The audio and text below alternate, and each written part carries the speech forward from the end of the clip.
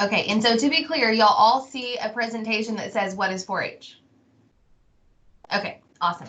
So we're going to go ahead and get started. I'm going to tell you a little bit about myself. I am a county agent in Northeast Texas in Cass County. I grew up on a commercial cattle operation, so my family raised beef cattle, not dairy goats. But when I went and got my bachelor's degree at Sam Houston State, I did an internship at the World Hunger Relief Farm, where they had a herd of dairy goats and a raw grade A dairy.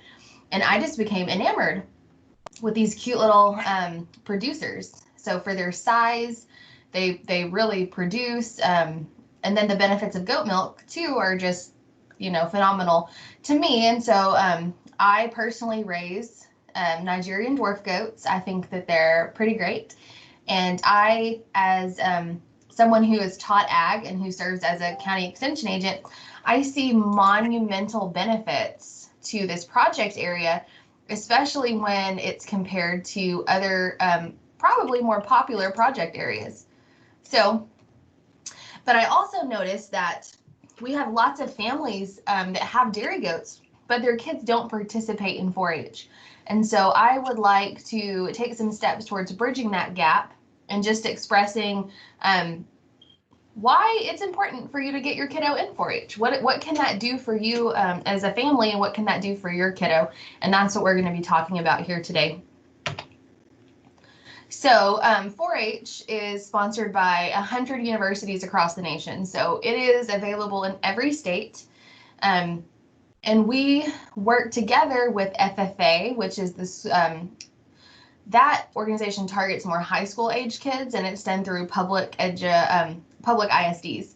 But 4-H can be, it just has a little different platform. So we have club managers, and we're going to talk a little bit about the structure in a second. But every county in the United States has a 4-H program. You may not have a good program, and you may not have a very big program, but you do have a program somewhere. And the whole goal of these, and the reason they're funded by the federal government, is because we want to provide kids with experiences so that they can start to discover what they plan on doing as adults. So we want these kids to learn and get their hands dirty and get some ideas so that we are building that next generation of agricultural producers and entrepreneurs and inventors. And I don't think there's any better program out there to do that than 4-H. So we have 6 million kids and teens that have participated in 4-H. And so no matter what state you're in, no matter what county you're in, you have access to this, even if it's not necessarily well advertised. So when you're looking to get started in 4-H, if you aren't aware of a program in your county, the first thing you're going to want to do is contact your local county extension office. Some counties don't have their own. I know in Deep West Texas, there are some counties that share an agent. So you just need to find the extension office that serves where you live and talk to them about their 4-H program. Some counties have dedicated 4-H agents. Ours does not. So I'm the ag agent and I work with producers, but 4-H is also my responsibility. So just because your county may not have a 4-H agent does not mean that they don't offer 4-H, because they still should. And when we're talking about 4-Hers, we're going to break those kiddos up into different age groups. So when they're just getting into public school, our little kindergartners through second graders, they're Clover kids, and then we go all the way to 12th grade with seniors. And of course, 4-H is wonderful because this is a great opportunity for our kiddos who may be homeschooled to get involved as well. So you do not have to go to public school. This is available for every single child in the United States. There's absolutely no reason why your kid would be unable to participate in 4-H. So do y'all have any questions so far? There is a chat box. I don't know if y'all see it, but you are able to chat. So you can type in questions, comments, if you're interested. It's on the black bar in the middle of your screen.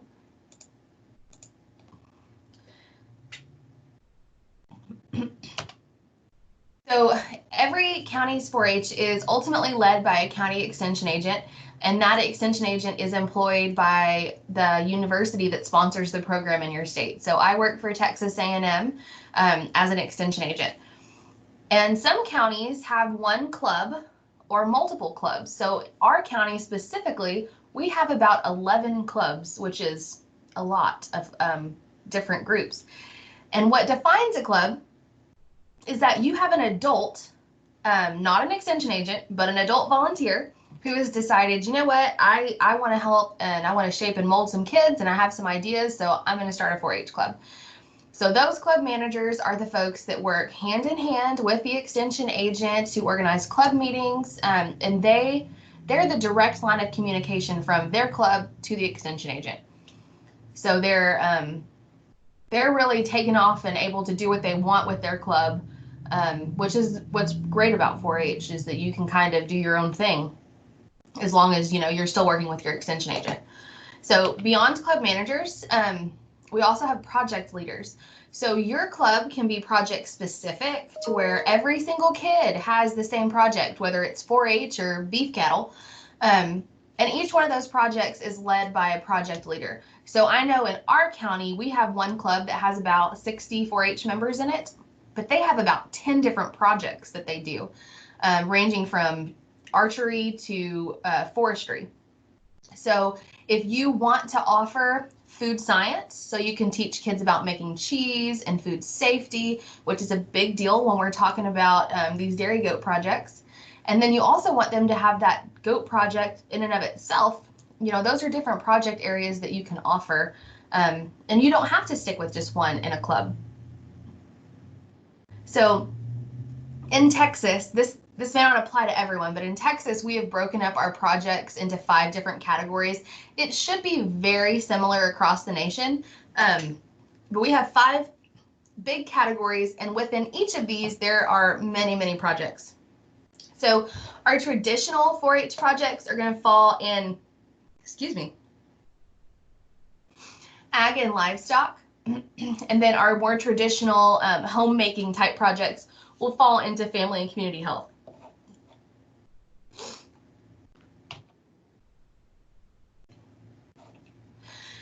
So some of you may be wondering, okay, so why should I join 4-H though? Like, my kid already has an animal, my kid already has goats, we already do this, we already show, why would I take on one more thing? And simply scholarships would make it worth your effort. So in Texas alone, we award $2.5 million in scholarships annually to 4-Hers. And there are some years where not all of that money is given away because we don't have enough applicants. So that is, that's a lot of money. And as someone who grew up in 4-H and FFA, but didn't apply for scholarships when she was a senior because she didn't want to do her record books, that's a huge chunk of money that can help your kid get started without student debt. And so as we are building these kids and helping to shape their futures, there's really nothing that speaks more to that than the scholarship availability. So, and this isn't about, you don't have to go win a contest to get these scholarships. You just keep up with your record books, which help us to document our kids' growth and help them to see, this is the goal I set for this year, and this is me building on this project to meet my goals. And we use those record books to then fill out these scholarship applications when they're seniors. And $2.5 million every year to Texas 4-Hers, and other states probably have totals that are similar to that.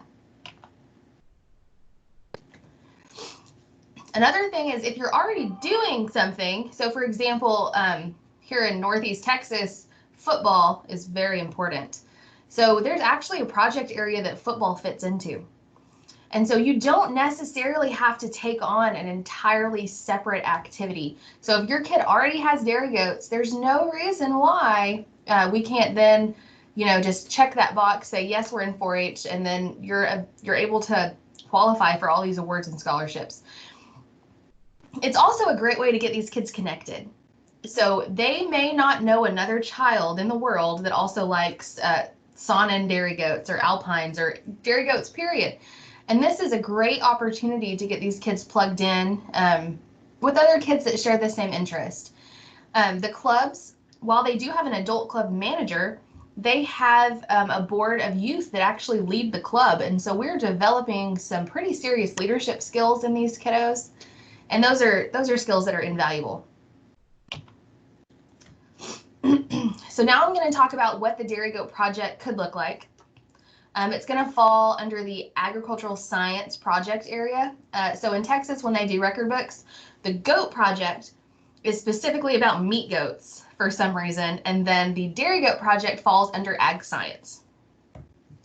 So, and we want these kids to document all of their learning experiences, and that is in itself the 4-H project, not the goat, but the kid, and developing that child and helping them to do things that create real connections and real learning. That is the 4-H project. And so that's what we want to develop. So from an agent's perspective, I see lots and lots of projects that can come from, you know, a dairy goat project, or lots and lots of skills that can be developed from this, from animal care onto consumer decision making. They also probably can learn some math when they're designing rations, and you know, if you decide to do linear appraisal, if you decide to do milk testing, these are all things that are math based. And additionally, if they breed that doe and she kids, they're going to have to learn how to market. They're going to have to pay attention to their bottom line and make sure that they might maybe break even and not just constantly hemorrhage money on their project. So these are all great skills that when we talk about young people today, these are some things that maybe we think they're lacking. So you can design this however you want. If you want to go out and spend $1,200 and buy the best dairy goat you can find and take her and show her at nationals, then that's fantastic. If you would rather go to a local guy down the road and maybe spend a couple $100s on one and learn how to care for her first, you can do that too. You can even buy a wether.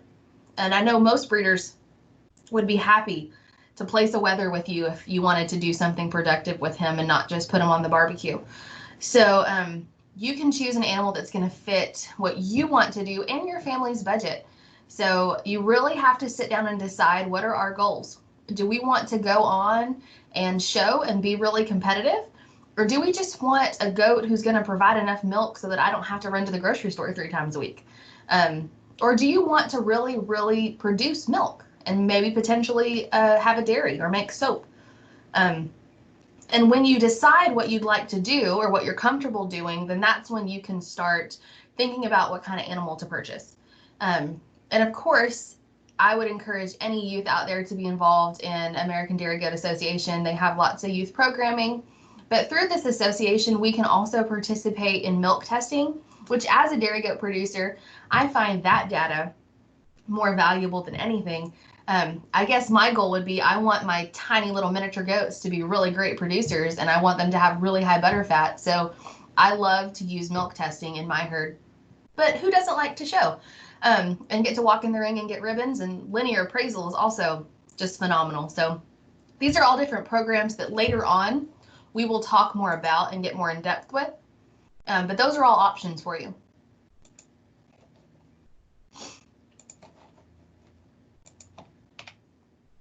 And here's my contact information.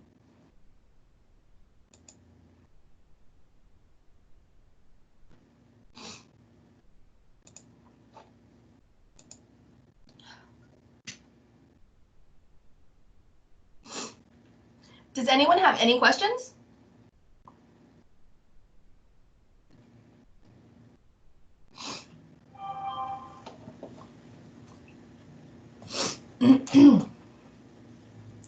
All right, so now we are going to turn this over to Karen.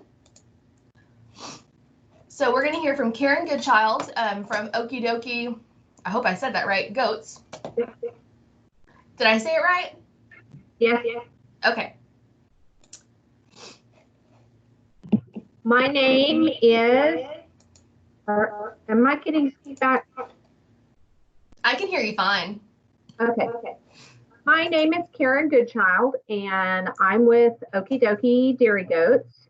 And a little bit about me. I grew up showing in 4-H. I showed sheep, I showed cattle, and I showed horses.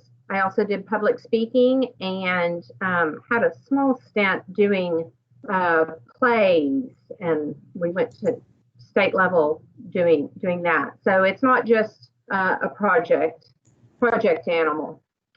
Let me see if I can find my slide. I would like to tell you I'm going to be talking about what happens if your county doesn't have a dairy club. What do you do? There are 3 types of clubs. There's a community club, which is just a mashup of different interests. You might have a child that is interested in photography or robotics. Then you have special interest clubs, and some of those are livestock. A livestock club where pretty much everybody that shows or owns livestock comes in and falls under that special interest. And then you have school clubs, which are usually hosted at a school, and a lot of times they will have STEM type activities for youth. So the type of club you join isn't as important as what your child takes away from that club. While it's great that you would want your child with a dairy animal to be in a dairy club, they can also learn a lot being in any club.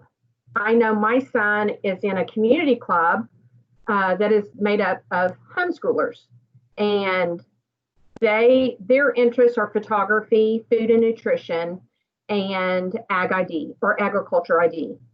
And through that club, he has branched out and started doing photography and has done very well in photography, winning best in show at the district level several times. And that is one of the clubs he's in. You can be in several different clubs. He is also in the livestock club, and that is made up primarily of. Do I need to push this down, Jessica? Oops. Sorry, I didn't know I was supposed to do that. He's also in a livestock club, and that's made up of older youth. They do livestock judging, public speaking, and when he gets to be older, he will probably join that livestock judging team. But right now, he would not be competitive because he would have to be competing at an older age, and we don't want to hurt that team's chances. So not every club is a good fit. You may go to a club and there may already be a clique of kids that are maybe go to school together or show together. Go ahead and join that club to get the information, but that doesn't mean that you can't go and visit several clubs. You may find a club after school at a school you don't go to, and that may be a better fit for a club that you go to on a regular basis. I don't know how to, okay, thank you. As mentioned before, every county has an extension office. And if you want to start your own club, if there's not a club that you feel comfortable with, if you want to start your own club, you have to have 5 youth in order to get a charter, and you need a trained adult leader. If you decide to start a specific dairy club, just be aware you need 5 youth, and it might be a good idea to incorporate goats and cattle together to have a dairy club. And those youth do not need to own an animal. You can join a livestock club and not own livestock. Perhaps you want to learn about livestock judging, or you want to go and be more involved in educational presentation. You can join those clubs and learn about animals and use that in another way in 4-H. You can also go to these meetings and learn about vet science, food and nutrition. There are a number of ways, if you choose to do a dairy club, to incorporate other kids to come into your club, perhaps club, and start once a month doing recipes. What can you do with milk? And invite those food and nutrition kids to come in. Or maybe you want to host a photography competition with livestock. Invite those photography youth in. And that would be a way to help you get numbers needed for charter, as well as give your club meeting topics, because that's always an important thing.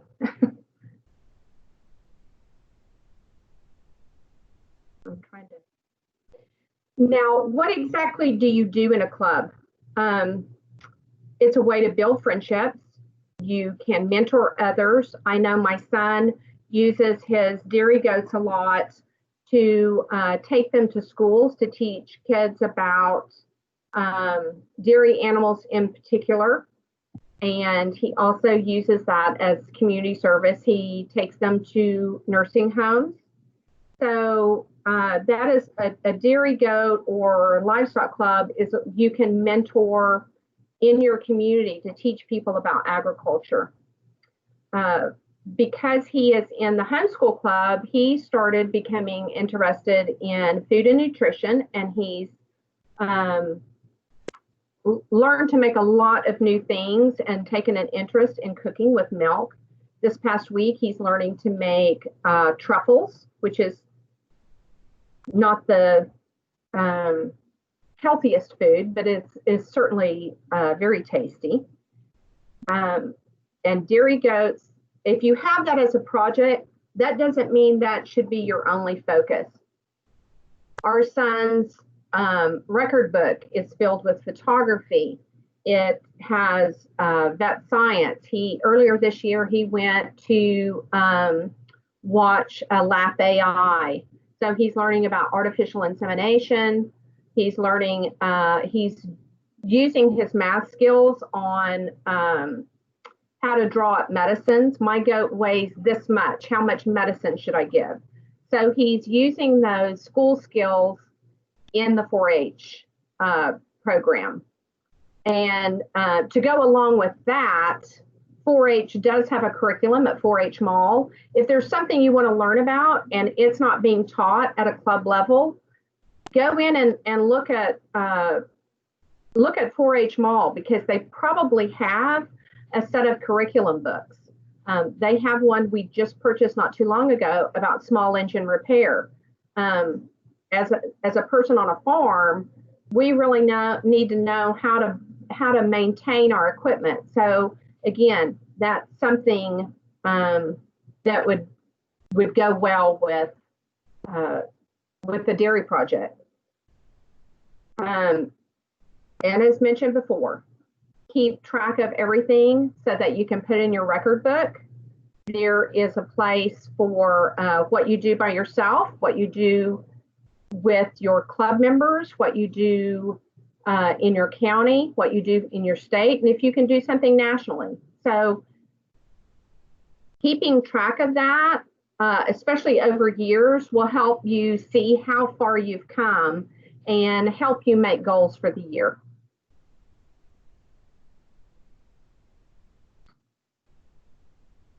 Okay, you have a list. You've contacted your extension agent, and you've got a list of clubs. What do you do next? First, I would consider visiting the clubs. Again, don't be so concerned about what type of club it is. If it's a specific club like a dairy club or something more general that covers everything, your child, one thing that they should be doing in a club is learning about new hobbies and interests. And actually, by having a community, you're going to possibly learn a new hobby or skill that you would not normally learn about. My son just this past year decided to study range and pasture land, which was a real eye opener when we actually went to the state fair and did that. We thought it would be like Ag ID, and it is not anything like Ag ID. Still a very good skill to have if you live on a farm. What type of plants are beneficial? What type are poisonous? How to take care of your range and pasture land. Going to a club will help you come up with deadlines of when are competitions, when do you need to sign up for those. And I have a list on the slide there of where you can go to learn more about Texas 4-H. I cannot say enough wonderful things about Texas 4-H. It has been a great opportunity for my son. He is a special needs child that we just kind of fell into dairy goats, and our 4-H community has really helped him grow and given him a lot of leadership opportunities that I don't think he would have normally had.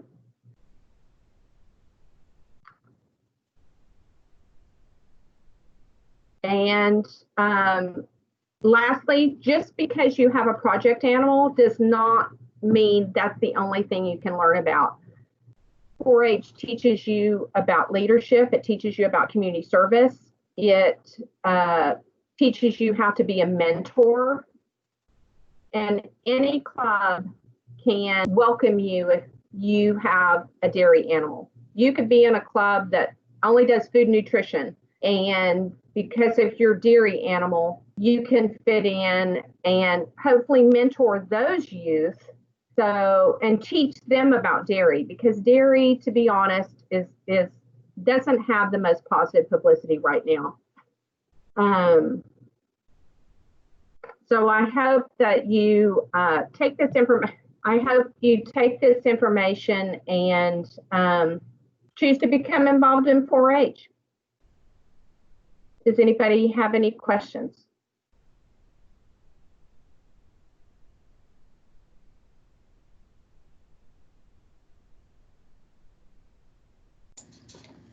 That was great. Thank you so much. So now we are going to hear about the Dairy Goat Project from a parent's perspective, two parents actually.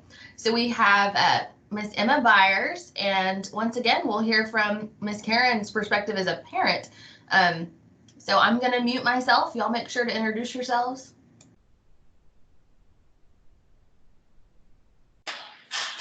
Can you hear me?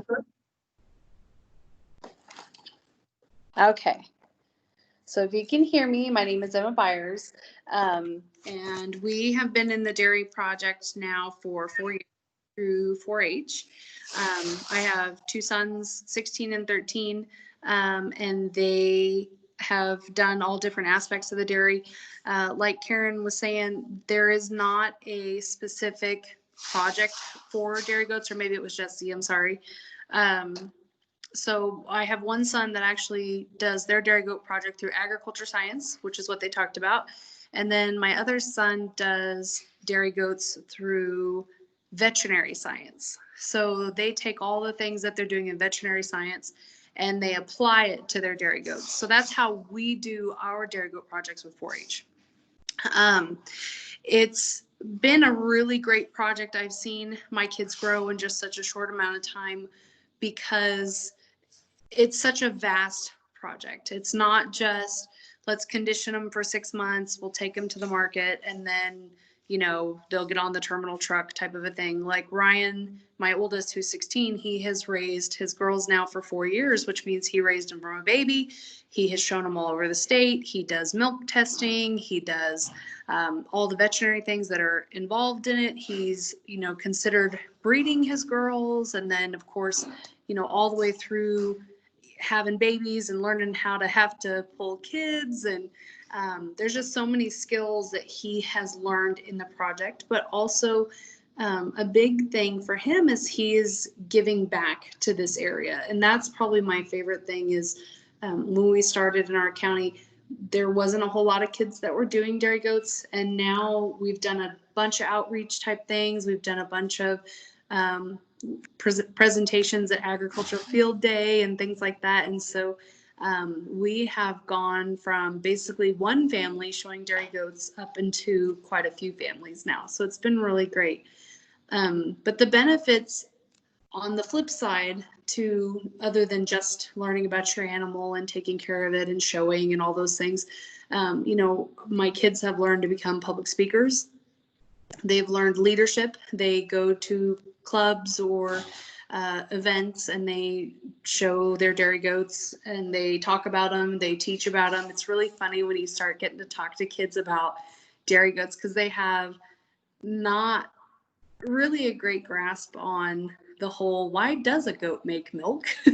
So when we ask that question, it's always kind of funny to hear the kids' response. And a lot of them think that, not all goats make milk. And so then that's a whole nother subject too. But like I said, it's not just an animal project. It's not just a showing project. Now, obviously we do show, and that's an amazing experience also, but it's so much bigger than that. The kids really have learned a lot of skills as far as leadership and public speaking and all things that they can take on in their life now and use those skills of, hey, I can, teach somebody how to do stuff, or I can, go on and influence people and make a presentation. And, so it's been really great. It's been a really good experience for them. They really have enjoyed it. They're very successful in pretty much all they do. Which is of course great too. But like I said, there's just so many aspects with this project. You can, like I said, go all the way from just owning a dairy goat and cherishing it and taking care of it and loving on it and things, all the way to, learning about veterinary science. My youngest son now, because of his dairy goat project, wants to go on to be a veterinarian.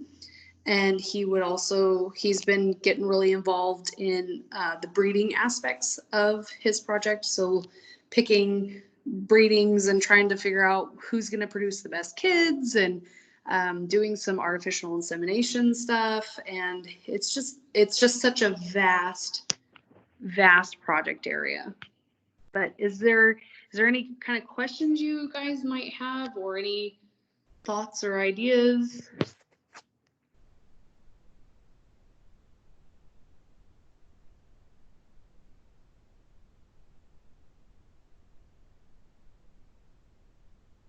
We have a quiet group.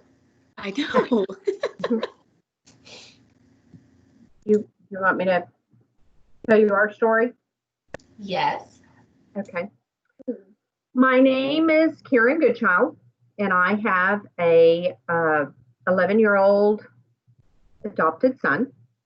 We got him when he was a few months, 2 months old. He was in the NICU.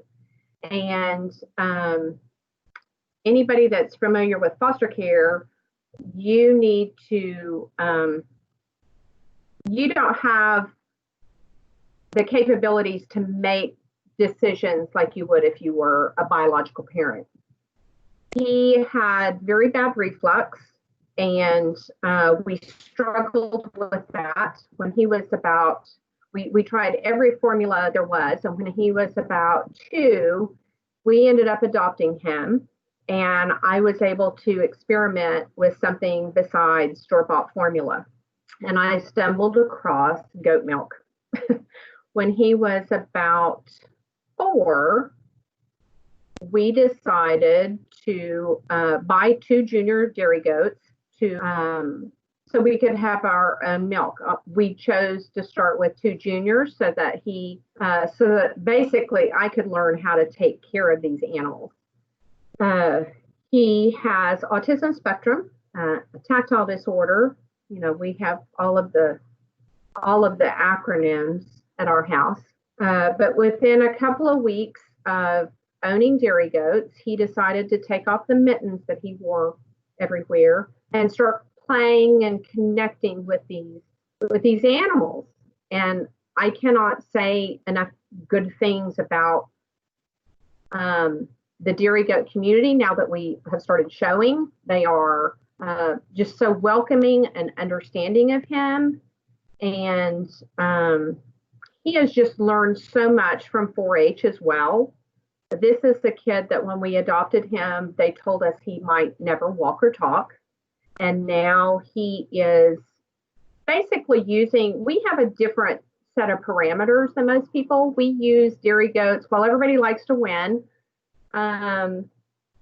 we use these as more of a therapy.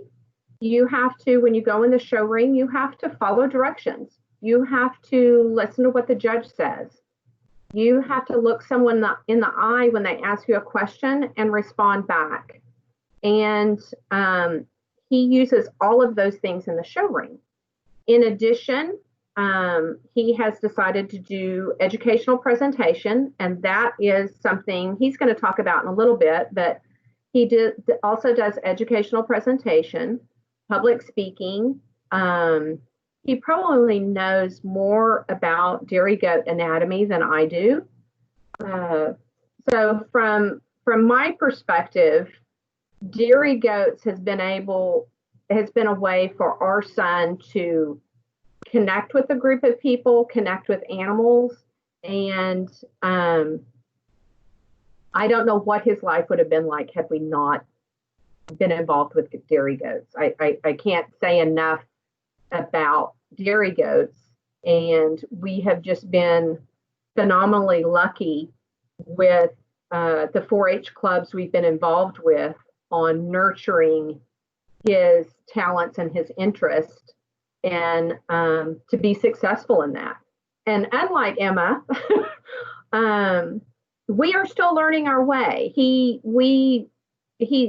entered range and pasture land. I'd mentioned that earlier, and I was told it was like Ag ID, and it is not. You have to know the exact name of the plant and a fact about it. And that was something incredibly difficult. We were the only person in the county that's ever entered that. But we took that information back, and now there's several other kids that have decided, hey, maybe I want to try that. Science fairs, something else. So it's a growing opportunity. It's you enter something and you think, oh wow, that wasn't nearly what I thought it would be, and you can come back and make a plan B and try at it again. So if anybody has any questions for us, oh, there's a chat question. Who is that for? Oh yes. Christina said 4-H makes lifelong friends. Yes, absolutely it does. We are currently in Collin County. We live in Dallas County, and this is something a lot of people don't realize. We live in Dallas County, but Collin County is a concurrent county. And we have chosen to move to Collin County because there is not a club that can meet at the date and time we can meet. So we have chosen to move to a different county, and we are still invited to and do things with our old club in Dallas County. So we still maintain those friendships, and it's something you have. You may go to a show in Houston and see friends showing a different species, and be able to sit and root for them while you're at the same show.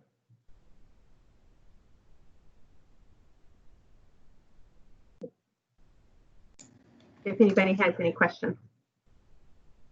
No?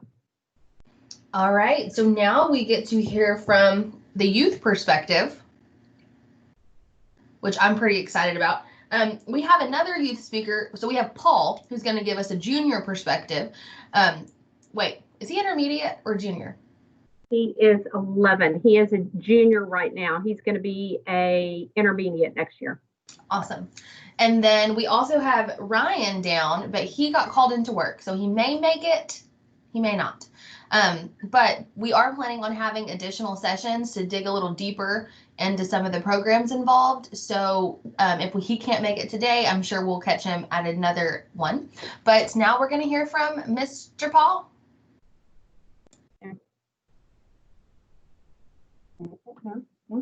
No, just you talk. You talk. My presentation is making friends, showing dairy goats, learning new hobbies. These are just part of the things dairy goats have taught me. Hello, my name is Paul Goodchild, and when I was 5 years old, I had a tactile disorder and also had some food sensitivities. So my mom bought dairy goats to fix that. And when I had my tactile disorder, what tactile disorder is that you don't like to touch much things because you're like afraid it's dirty, and I wanted to wear my black mitten sock things all the time, and dairy goats helped me out of that. Now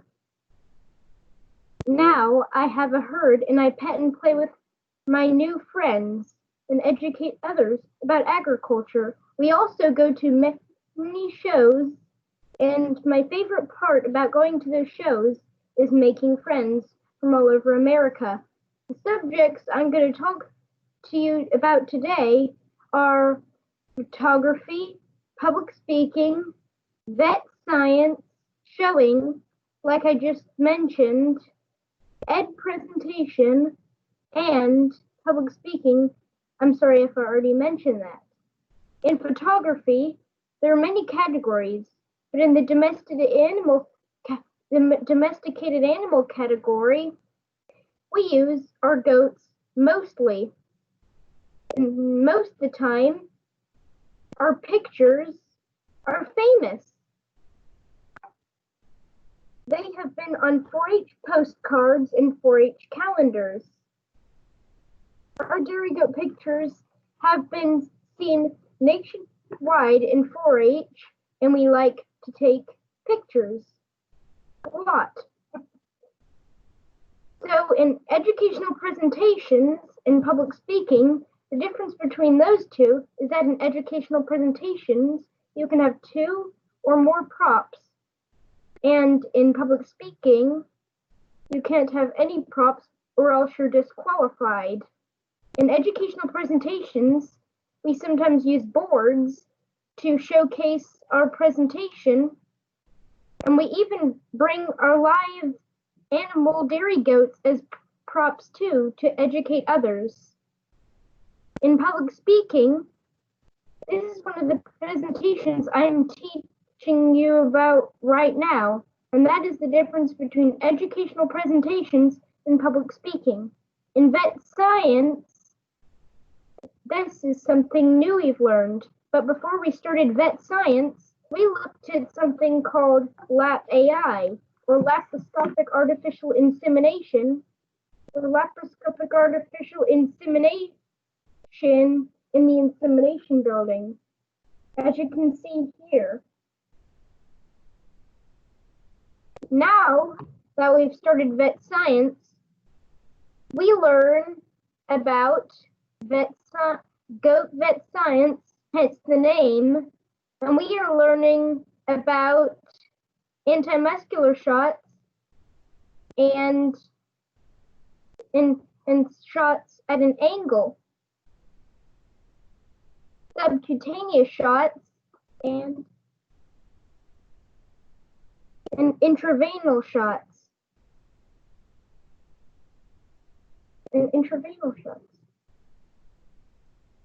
Also, as I forgot to mention before, we do food nutrition. For food nutrition, we make several dairy products such as ice cream, yogurt, butter, and cheese with our dairy goats. We have also made caramel sauce, and right now we are currently trying to make goat milk truffles that we just learned about. No, it is not the expensive mushrooms that are usually $115. They are little chocolate balls of deliciousness that we like to eat. As you can see, we have done many projects inside and outside of 4-H. We also have done community service projects, such as using our old goat feed bags to make goat feed bag totes for fundraisers, and also making earrings for community fundraisers. Also, we use our goats simply as pets because who wouldn't want a dairy goat as a pet? They're gentle, you can show them well, and they even bite your hair and clothes sometimes. So as you can see, dairy goats are a nice pet and also for projects inside and outside of 4-H. And that is why dairy goats are my main project on this presentation. Any questions?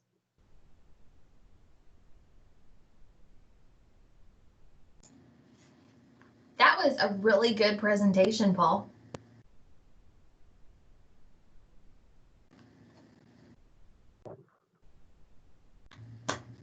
So now we are going to get to hear from Jen Taraba. Jen, are you with us?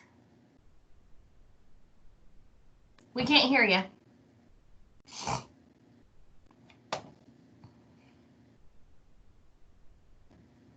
Myself, sorry. Can you hear me now? I can hear you now. Okay, Awesome. let me get your presentation pulled up.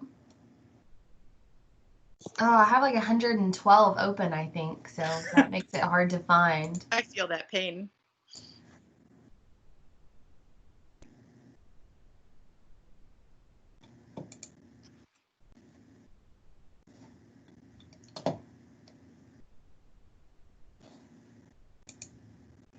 Okay, do you see it?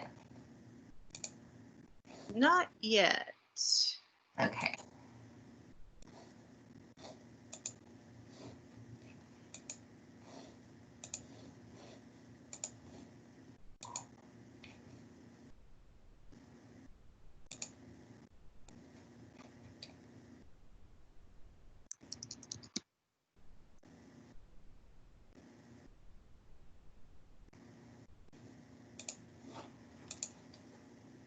I'm gonna say the alternate is I think I can also share it. Yes, try that. Mine's being finicky. Okay. Sorry, I haven't used this particular platform before, but most of them are similar. It's very similar to Zoom. Yep.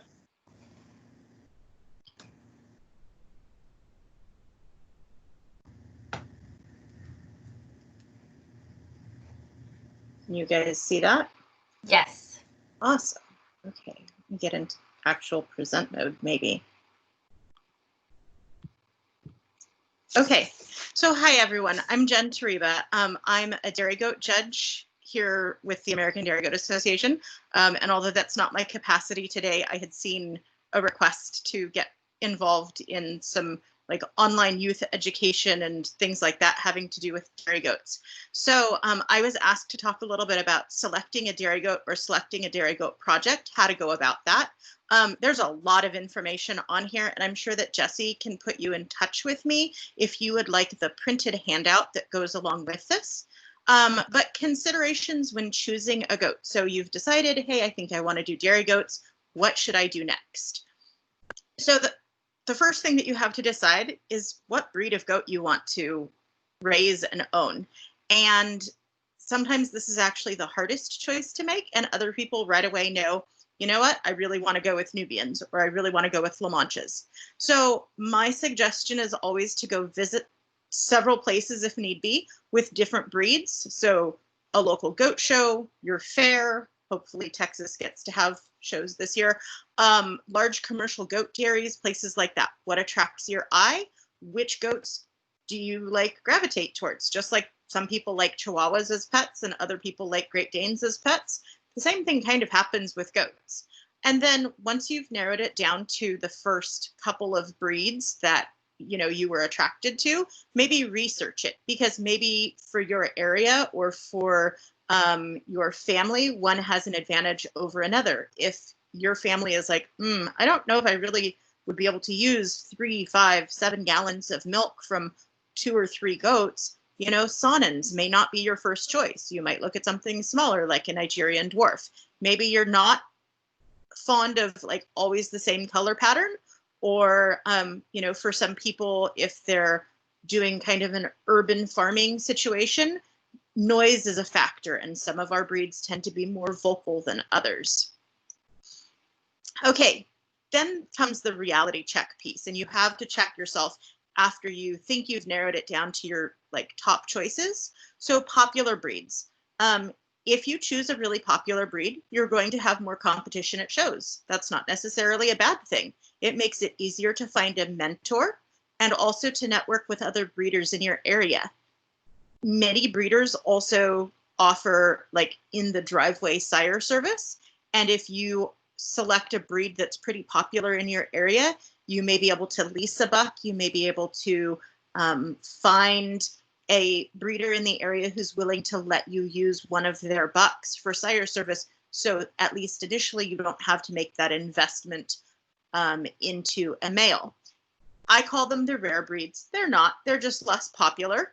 Okay, with that, you have less competition. Sometimes for like an ADGA sanctioned show, that means that you have to bring your own competition because you have to have 10 goats for a goat show to be sanctioned or for a breed to be sanctioned. You may need to show in the AOP or all other purebreds division, and you may find that some shows don't even offer your breed. It can be challenging to find contacts or mentors or a network within your breed, although we're really fortunate today with things like social media because we have lots of groups dedicated to specific breeds. So even the up and coming breed, which are the Golden Guernseys, that are new to the American Dairy Goat Association, we already have some good platforms and some good networks happening with breeders across the country. But you have to work a little bit harder to find sire service, to get access to a buck, to find a mentor, things like that. Okay, once you've decided on a breed, it's time to find a breeder. I would really strongly recommend you don't just automatically go with the breeder that's closest to your house. It's worth taking the time and investment into maybe a day-long road trip to go pick up the right goat for you. So places to look for finding a breeder. First of all, if you haven't already become an ADGA member at this point, you probably should pay I think it's up to $11 for a new youth membership. But with that, you get the American Dairy Goat Association directory, and you also have access to the online directory, which is usually a little bit more current. We have several periodicals, so United Caprine News, and it used to be called Dairy Goat Journal, now it's just called Goat Journal, but they have places that you can look for Nubian breeders and for sable breeders and things like that.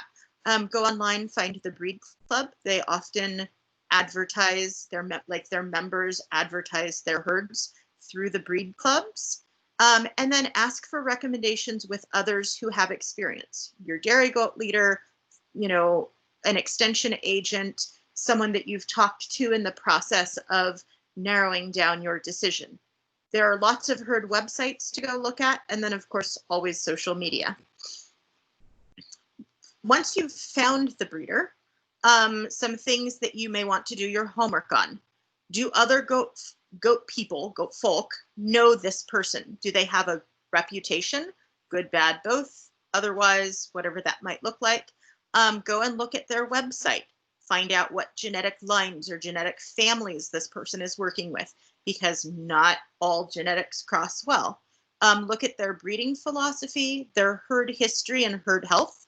Herd history, has this person been raising goats for 25 years and they started in 4-H? Many times dairy goat breeders who started in 4-H are also very youth friendly and youth supportive.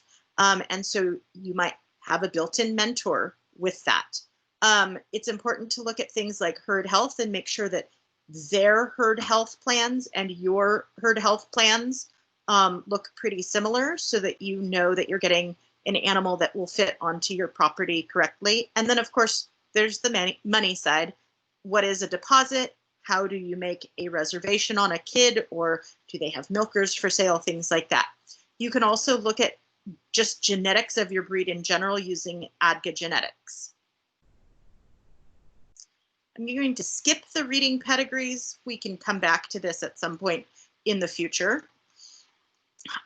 Some things that you should just be aware of on pedigrees as you're starting to look at places like Atka Genetics. So a star or a plus on a buck is earned by his, in the case of a star, earned by his mother, and in the case of a plus, earned by his daughters. And it's a way of identifying families that have strong production genetics.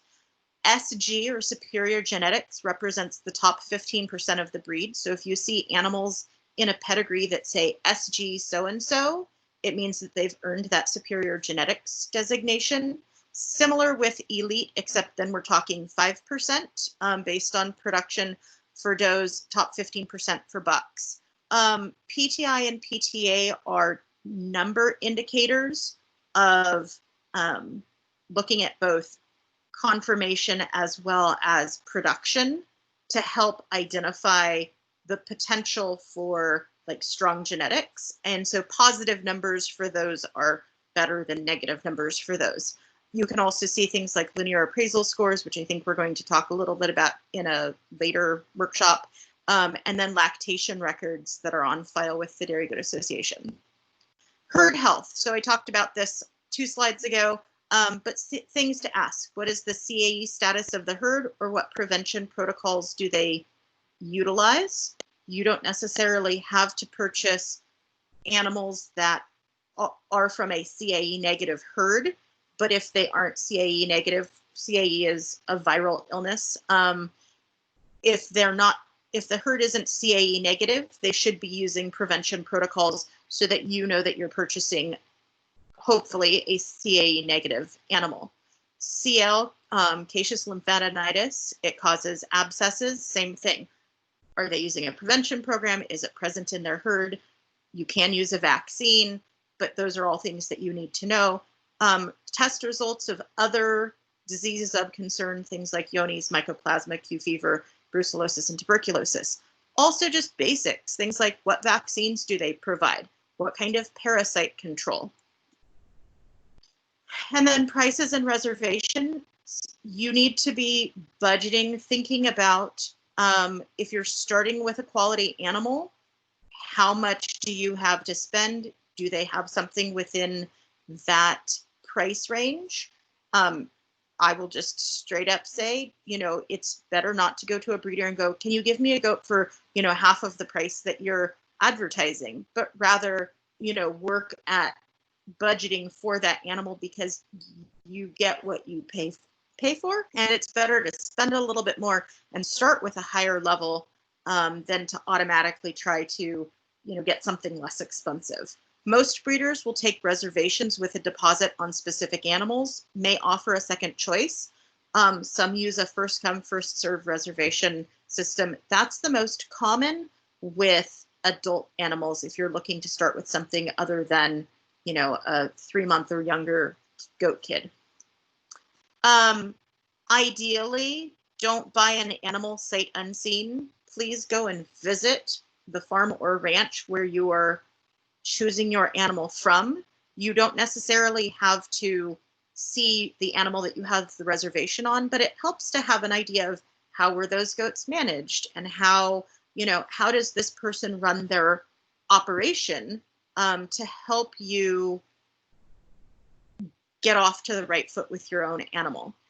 If you have the opportunity to select from a group of kids, take somebody knowledgeable with you. Oftentimes there's a breeder, another breeder in the area, or your 4-H leader who might be able to go and help provide that semi-expert set of eyes. Observing for a healthy kid, this is just like things to make sure you're not taking anything home that seems lethargic or doesn't have a good appetite. A word of warning, if people are dam raising kids, don't assume you're going to be able to get it over to a bottle easily. If you're taking an unweaned kid home, you really, really want to have that baby already transitioned onto a bottle. And I would like to say that most reputable breeders will make that transition for that on that kid for you, but it's something to be aware of asking. Eyes should be alert, clear, and bright. Shouldn't be coughing unless, you know, it's hot and dusty, things like that. If there's any evidence on the tail and rear legs that the kid has been scouring, at least ask what happened in that situation. So 2 words of advice that were given to me by, so John White is a retired linear appraiser, and he said, pick the newborn kid up, its chest should fill your hand and the ribs have shape. That kid will be strong, fast growing, and later one of the most productive ones. And then a commercial dairy woman with 30 plus years of experience, her words of recommendation were, watch the kid as it begins to walk. How much space is already in the escutcheon and down between the rear legs, so between those hocks? Do the rear legs have enough angle at the hock? So John looking at the front end of the goat, Carol looking at the hind end of the goat, but that balanced perspective on selecting a newborn baby. We can talk about a scorecard in the future, and that's what I've got as far as selecting and considerations for a project kid. Does anybody have any questions? I know it was a lot. No, it's excellent. Nobody has any questions? I do. Okay, go for it. My question is, and I see this a lot, is that animal doesn't have that animal doesn't have milk testing in its pedigree, or that animal, you know, I don't know that herd name. As someone who's kind of gone through the peaks and valleys, there's been times I haven't been able to milk test, and I bought unproven goats when I first started. What can you recommend as far as going only with big name herds, or you know, going with something that may be unproven? And how do you know if that unproven goat is going to be a good fit? So I will start by saying there are big herds that never participate in the Dairy Goat Association's performance programs, and there are small herds who religiously participate. So it doesn't necessarily mean they're a big herd, they do it, they're a small herd, they don't. But if you're not selecting a kid from the reputation of the herd, then that is the time where I would absolutely ask for an experienced set of eyes to go with you. Do not put a reservation down on a kid sight unseen. If need be, go in the fall, the winter before, and look at the dam, look at the grand dam, look at the paternal grand dam. If they're using their own homebred bucks, look at the sire's side. I do get a little bit nervous if I'm looking at a planned pedigree and the planned pedigree is completely devoid of all genetic data, because most herds are going to be bringing in outside bucks. And I am certainly not saying that you can't have a high quality buck coming out of a completely unknown herd. But if there's no production data, there's no linear data for 2 or 3 generations, even on the sire's side, is that truly the only source of a quality project animal available to that youth? It may be, but I would love to see us work really hard to get higher quality animals into the hands of kids, because nothing is more discouraging for a youth in the first 3 to 5 years in the project to be standing at the bottom of the line at every show that they go to.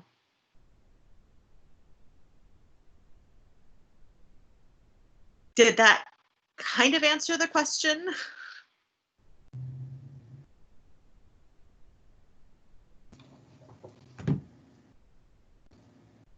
Did I lose someone? I think sometimes it's hard, or we start talking and don't realize our mics are still muted. I thought it was a good answer. And I think that, you know, whenever you're going out and you're buying a goat, you just have to buy what fits you and your family and what your goals for your program are. And if it makes you happy to go and buy a goat from the herd that won the national show last year, then you do you, but that's not really in my budget. So, Amen. yeah, so, that would make, well, it wouldn't make my husband very happy. It would make me pretty happy. Shop around and find what fits you. It doesn't have to be a one size fits all deal. That's what's so great about these animals and this project specifically, is that you can really make it happen to meet your needs. And I just think that's great.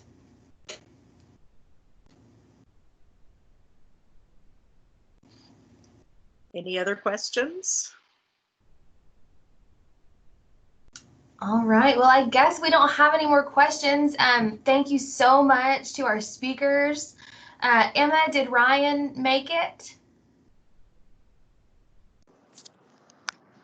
Hey, he did. Yay! Do you want him to talk for a second? Absolutely. Okay. Yeah. All right. So this is Ryan. Here you go. Hi. So they want you to talk about your experience with Dairy Goat. What have you gotten out of it? What's your favorite part? Sit down. It's probably easiest.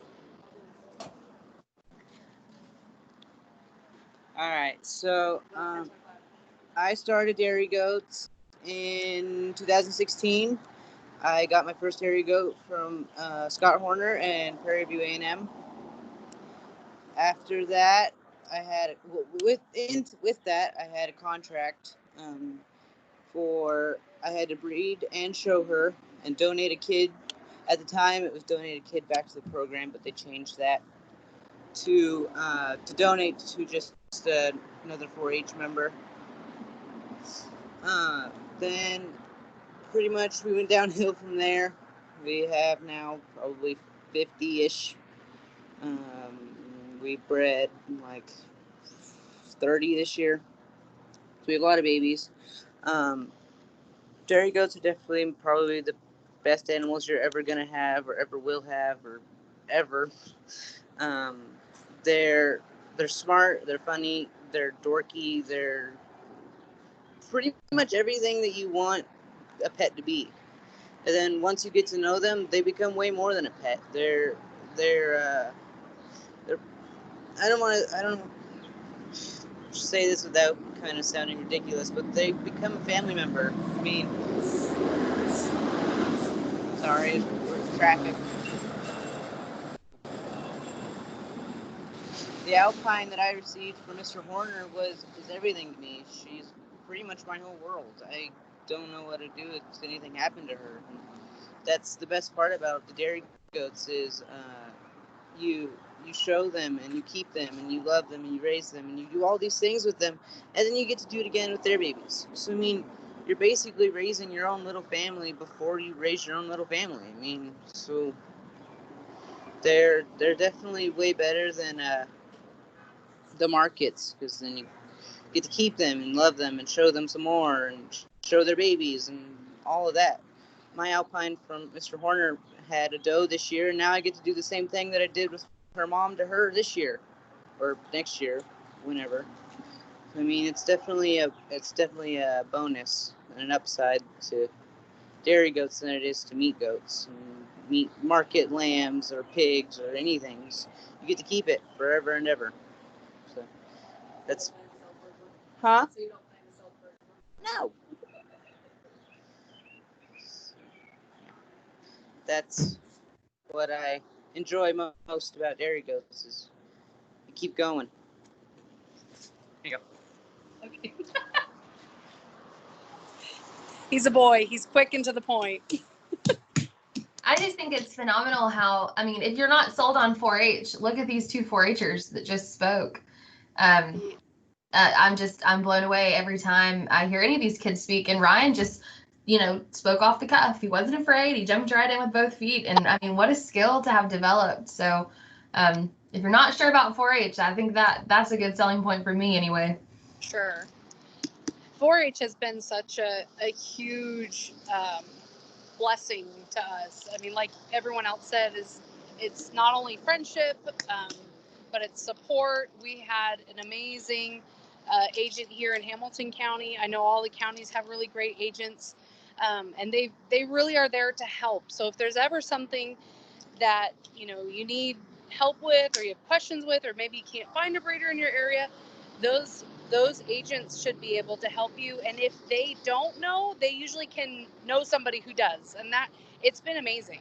So definitely, we are all for 4-H, even if it's just for the friends and community aspect, but really, like you guys were saying earlier, the learning and the skills, and then of course the scholarship opportunities, all those things. It makes such cool people. All right, guys. Well, thank you so much for joining us for this. I will be reaching out with information about the second session, and we'll be hopefully pushing that out on social media, and maybe we can get a little bit more participation. I know that ADGA pushed this out to all of their youth members, so hopefully we can keep that going. And so spread the word. If you know anyone that has some kiddos that you think might benefit from this, give them my contact information. Let's get them plugged into our next webinar. So thank y'all so much.